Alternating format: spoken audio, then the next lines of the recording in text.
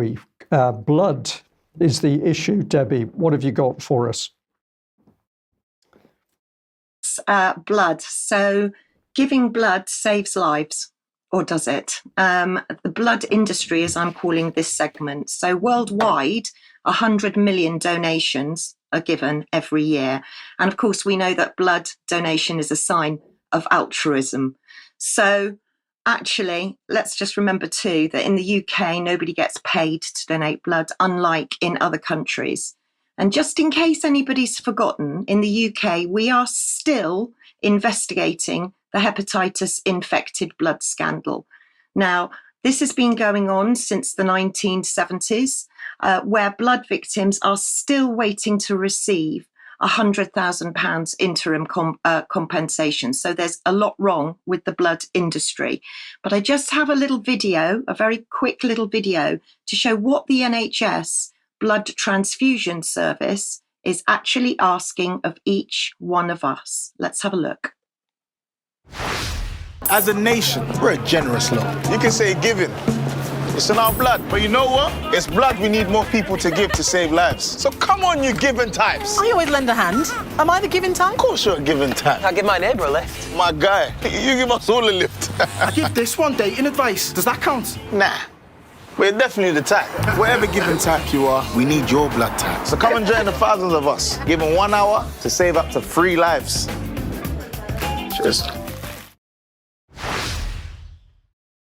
So 1 hour up to save up to 3 lives. So let's go and have a look at the NHS Blood and Transplant website, where it's not just your blood. Well, it is your blood that they want, but you have to remember that this service includes organ donation, tissue donation, platelet donation, cord blood bank, British Bone Marrow Registry, and blood transfusion. So if we just slip to the next slide, there, already in blood transfusion centres, we've got extra measures for safety are still being taken. So already they're rolling out some mask mandates. But interestingly, there says at the beginning there, if you have had side effects from the vaccine, such as headaches, temperature, aches and chills, please wait until these symptoms have passed before donating. So I just highlighted that in red. So if we just skip to the next slide, let's look at the board of the NHS Blood and Transplant. As you can see there, Jo Farrer. Now, Jo Farrer is very heavily into prisons, probation, custody, and locking people up. I'm not quite sure what relevance or how she's managed to get into the position she's in. And then if we look at Wendy Clark, she's been involved in Breast Cancer UK, BP, AstraZeneca, Thomson's Reuters. Now, I've only taken these top 3 characters from the board. So we've got Peter Wyman, PricewaterhouseCoopers, and CQC. So you can clearly see how the board is operating.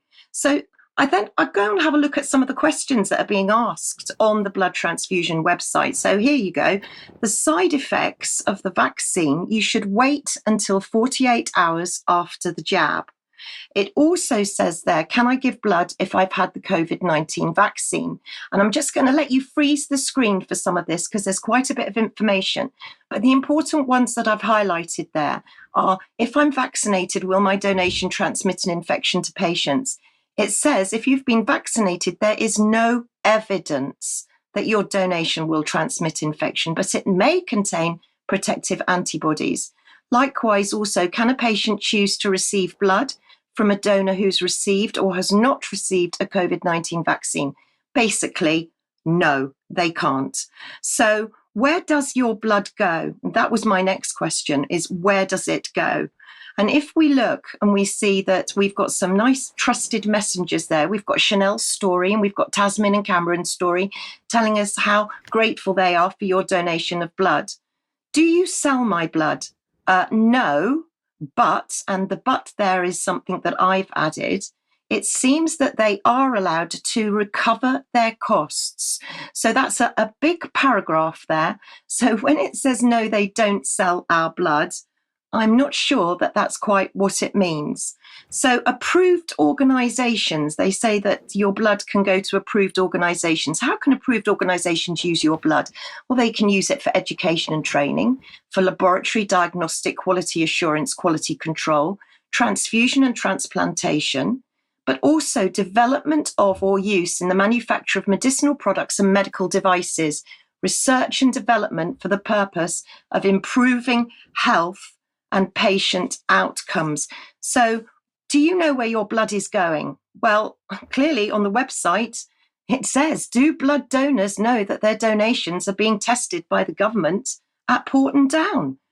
Did you know that? Did you consent to that? So I went to look at the consent, because that's a very important issue, the consent when you donate blood. So let's have a look at the consent form. Everything that you need to know before giving blood, platelets or plasma. And it tells you how important it is to read the donor leaflet. So let's have a look at the donor leaflet, because it's always important to go through the documents. So this is the donor consent for blood donation, but let's go into it a little bit deeper. So if you just skip to the next slide. Now there we can see that it says there where I've highlighted, in some cases we are unable to use your donation for direct transfusion, but it may be used for a number of other processes, including training, research, DNA studies and export. I'm not quite sure where your blood will be exported to, but I just want you to take note of that page and just freeze the screen, because it also says that they keep records on donors for a maximum of minimum of 30 years.